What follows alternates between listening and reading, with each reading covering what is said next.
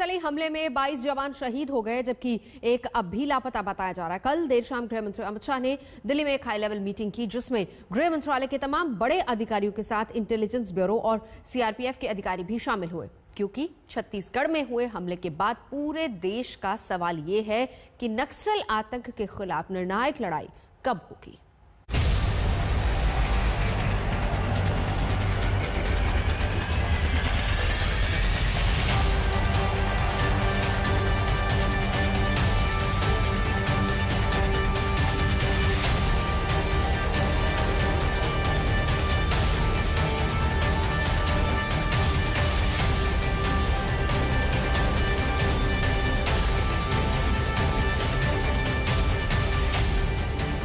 ये बड़ी लड़ाई है नक्सल आतंक से, क्योंकि साल कोई भी हो, रणनीति कोई भी हो, सुरक्षा बल भले ही कितने भी हों, नक्सली हर साल चुनौती दे रहे हैं और बड़े हमले कर रहे हैं। छत्तीसगढ़ में फिर नक्सलियों ने वही किया जिसका खतरा एंटी नक्सल ऑपरेशन में हर साल इस इलाके में रहता है। बीजापुर सुकमा बॉर्डर पर एंटी नक्सल ऑपरेशन के लिए गए करीब 800 सुरक्षा बलों को नक्सलियों ने शनिवार को घेर लिया।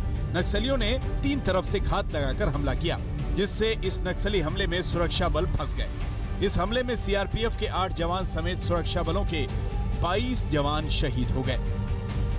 लगभग 4 घंटे तक के लगातार फायरिंग हुई है और नक्सलियों को बड़ा नुकसान हुआ है। हमारे जवान भी शहीद हुए हैं, अभी मिसिंग हुए हैं, तो उसके बारे में पूरे आंकड़े अभी आने बाकी हैं। टीम निकली हुई है और मैं उनके परिवार के प्रति संवेदना व्यक्त करता हूं। साथ ही इनकी जो शहादत है वो बेकार नहीं जाएगी और पूरी ताकत के साथ लड़ेंगे। और जहां तक की बात नक्सलियों की है, वो अपने अस्तित्व की आखिरी लड़ाई लड़ रहे हैं। छत्तीसगढ़ में बीजापुर सुकमा का बॉर्डर घने जंगल और पहाड़ियों से घिरा टेकमगुड़ा का इलाका। नक्सली हमले के इस ग्राउंड जीरो तक आज तक की टीम पहुंची तो सामने ये हाल था, जिसे देखकर कोई भी काम छाए। 2 किलोमीटर के इलाके में शहीद जवानों के शव जगह जगह पड़े थे। तब तक वहां पर कोई रेस्क्यू टीम भी नहीं पहुंच पाई थी।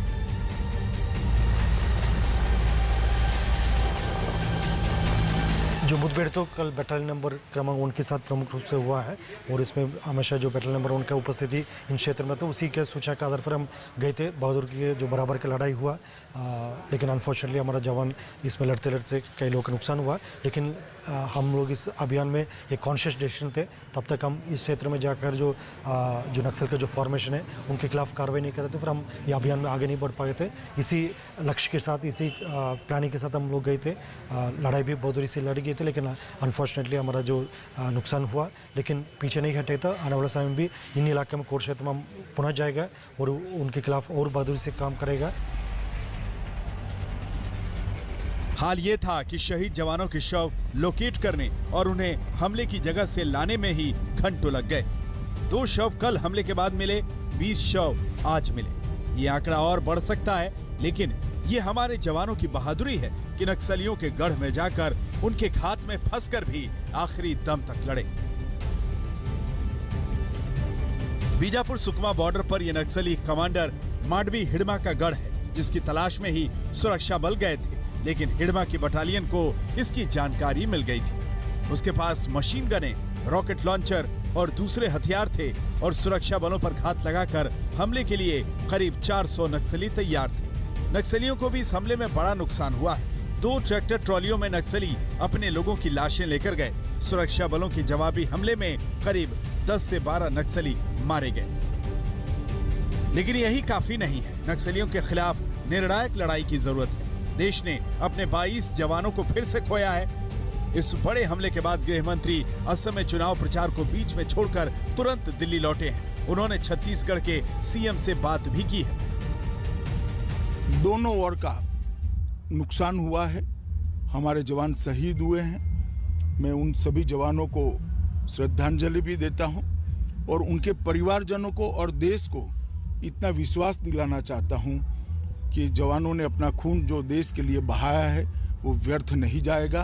हमारी लड़ाई और मजबूती के साथ और मक्कमता के साथ और तीव्रता के साथ इन नक्सलियों के खिलाफ चालू रहेगी और हम इसको परिणाम तक ले जाएंगे। अमित शाह जी का फोन आया था अभी सुबह और इस मामले में बातचीत की और उन्होंने कहा जो सीआरपीएफ के डीजी है उसको भेज रहे हैं, वो पहुंच जाएंगे और फिर आगे की जो प्लानिंग है उसमें लगेंगे। तो ये संयुक्त रूप से ये अभियान चल रहा है। लोकल हमारी जो डीआरजी है और सेंट्रल पैरामिलिट्री फोर्स है, दोनों का संयुक्त अभियान था। सर्चिंग में निकले हुए थे और इसमें ये घटना हुई। नक्सल आतंक पर अब बड़ा एक्शन जरूरी है, क्योंकि जब आपको ये लग रहा था कि सुरक्षा बलों की रणनीति के सामने नक्सल आतंक कमजोर पड़ रहा है, तो नक्सली कोई न कोई बड़ा हमला करके देश को चुनौती देते हैं। बीजापुर सुकमा हमले में नक्सलियों ने यही किया। आज तक ब्यूरो। नमस्कार, मैं हूं अंजना ओम कश्यप। हमें उम्मीद है ये वीडियो आपको पसंद आया होगा। लेटेस्ट खबरों के लिए यूं ही देखते रहिए आज तक, और इस वीडियो के पसंद आने पर लाइक, शेयर एंड सब्सक्राइब करना ना भूलें।